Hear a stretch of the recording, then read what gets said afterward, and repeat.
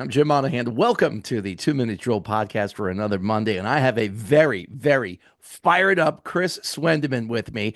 We're talking Steaming. Nico Iamaleava. And we're just from Just here call on him in, Nico and we're get just it. going to We're say calling him Nico. Nico. I Yeah, can't get my head wrapped around it. At any rate, this thing has exactly. exploded over the past couple of days. I know you are fired up. Sir, the floor is yours. Jim, I am absolutely disgusted with a capital D over what's transpired at the University of Tennessee. Nico had an NIL deal paying him approximately 2.2 million a year, I believe, and went into the coaches last week and said, "Listen, I'm not going out to practice." He stayed away from the team, requesting $4 million. This is an absolute outrage. Tennessee, give them credit. They did the right thing. Here's the door. See yourself out. Goodbye. That was the right thing. But Was we've it? spoken about, I think it was. Someone else will pay him. We're not kidding ourselves here. I believe there's a guy down in North Carolina who may be looking for a quarterback. Bill somebody. Yeah. Belichick. Yeah, that Yeah, guy. that guy. He may be looking for a quarterback, and he's probably knocking on Nico's door right now. Excuse me, Nico, you looking for a job? I have one for you. But we said the horse was out of the barn, and this shows why. The horse is way out of the barn and running the track because it is so bad right now. I mean, these guys 2.2 million in college, and the guy wants 4 million. Where do you get off? Like asking for that. So here's something that really will blow your mind. Brock Purdy, the quarterback of the San Francisco 49ers, he's been in the NFL for 3 years as a professional, Jim. His total net earnings, $2,885,000 and 346. He's made as much as this kid made in a year. He's taken his team to the NFC Championship and the Super Bowl and a Super Bowl berth. And he's made just a little more than this kid made on his NIL deal in 1 year. Well, that's the Tell San me how Francisco that. 49ers fault because they're obviously paying him off of his rookie deal. It's a little unfair to equate the two of them. And you know that if Purdy were in college now, he'd be making some pretty good coin. No, I get that. But in reality, I mean, this is how much the wildfire has spread in college already. These NIL deals are insane, Jim. I mean, how do you justify letting a kid walk in and then think to dictate what he can make? And then the NIL deal that he agreed to isn't enough. And he's going to balk unless you give him more money. And on top of it, he wanted a high end sports car from a couple of reports I read. I mean, where does this stop? Well, for years, these universities and the NCAA were making a boatload of money Sure. off of the efforts of these. I'll say student athlete. It's a joke. They're not Right. student athletes. Right. Let's get that out of the way. But making the money off of these guys, we know that. And now the pendulum has turned, and these kids are making the money. I mean, who do you go to see? Do you go to see the coach, who, by the way, is also making millions of dollars at the highest levels of the NCAA? Or are you looking for a guy like Nico? Is that why you're going to these games? I mean, let's be honest here. The You players are the reason that anybody goes, no matter what the sport is. I, Nobody's going to a Yankee game to see what move Hal Steinbrenner might be making up in the owner's box. They're looking to see what Aaron Judge does. there's a movie back in the 90s with James Caan. It was called The Program. And it was about, these players being treated differently and, getting all these benefits that the rest of the college students didn't. And they have James Caan, who was the head coach, at a hearing. And they said, what do you have to say for yourself and your players who are failing? And gave them a litany of things that the players were doing wrong. And he's like, he basically said, he's like, we fill the stadium every week. He was like, when was the last time somebody came here to watch a guy do a chemistry test? And it's exactly what you're Yeah, saying it is is. right. I mean, it still rings true all these years later. Um, you know, but I just think that the way the NIL is set up and the transfer portal, when in the pros can a pro player, and I mean, there are many who, get disgruntled because of their contracts, but when can they get up, walk out, and just change teams at a moment's notice?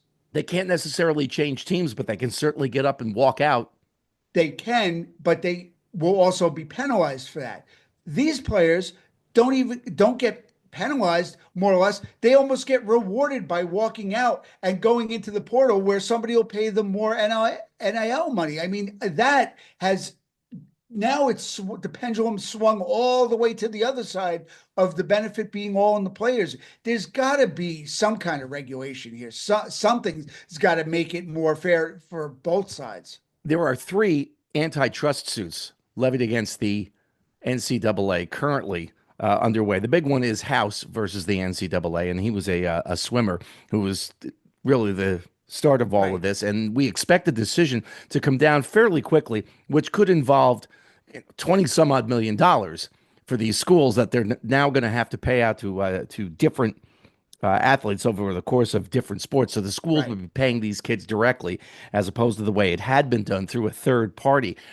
The other thing that's going to happen here is Title IX. Yep. And all you have to think about is Caitlin Clark. And I know she's obviously a professional right now, but if you superstar. think, just a couple of years ago, she was the face of women's college basketball. She put women's college basketball on the map. So shouldn't she have gotten a piece of that? 100%. I mean, she got it as a pro, definitely. But while it was all going on, 1,000% agree. Couldn't agree more. But I mean, this is the thing. It hit, it benefited the people it benefited, and the people before are going to be disgruntled. And there are athletes, I'm sure, that are going to have a good gripe for that. And not to get too political with this whole thing, but this Title IX thing, you got to keep an eye on this because the Trump administration a few weeks ago had said something that one women's Division I college basketball coach said that she thinks that this could put women's sports back 25 years. And I don't think that's going to go over very well. No. If women and again, Caitlin Clark was the poster girl, if you will, poster woman for women's college basketball, but there were more of them out there. Right. And you look at the games are on constantly. Women's college basketball is on. There's women's college softball on constantly all over the dial. These kids are going to want a piece of the action too. 100%. And that's the question. Where does it end? Or where does it start? That's why it's opened such a can of worms. This is just a disaster. Absolute disaster. Well, obviously, we'll see how this plays out over the next couple of weeks. The portal opens on Wednesday. I believe it is open until April 25th. Maybe Tennessee calls the kids bluff. I don't know. But it seems like I think he's going to end up somewhere else.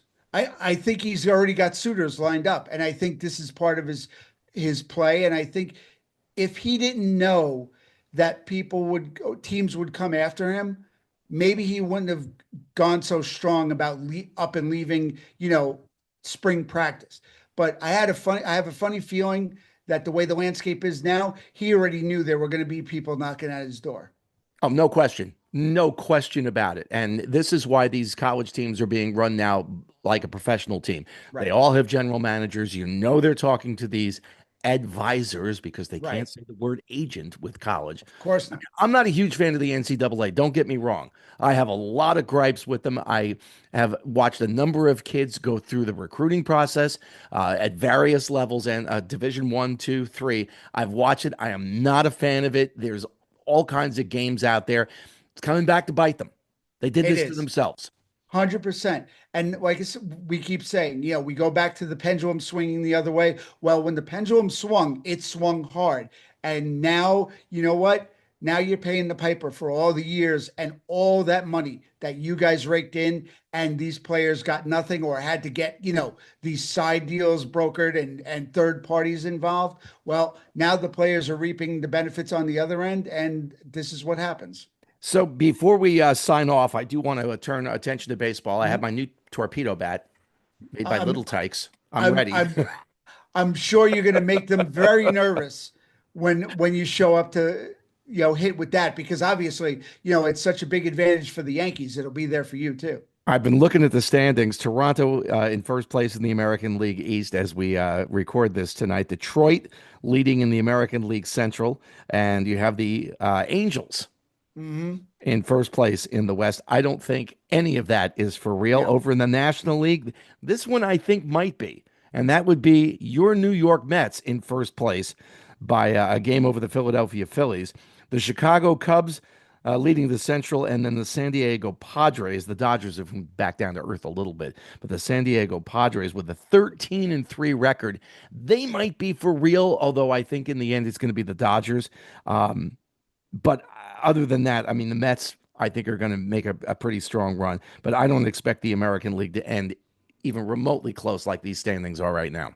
No, and one of the funny stats that I looked at, everybody talked to, and we talked about it in the preseason, getting ready for the season during spring training.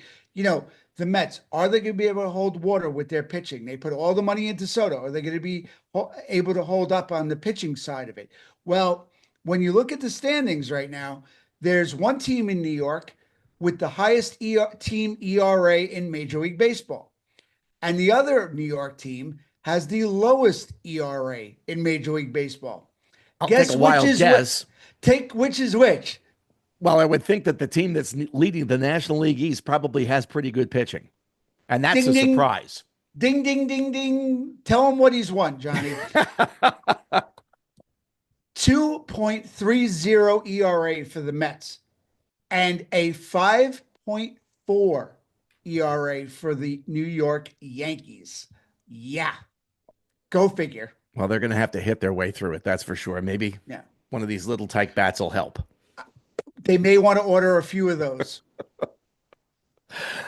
Like, subscribe, follow, do all of that good stuff. And if you're watching this on YouTube, hit the thumbs up and all of that so we can keep doing this. And we know that you're Exactly. along with us. Swendeman, we've covered a lot tonight. And we may be back on this whole deal with Nico if the lawsuit comes through, House versus the NCAA, over the next couple of days. You have yourself a good week. We'll talk next Monday. You got it, Jim. Catch you next week.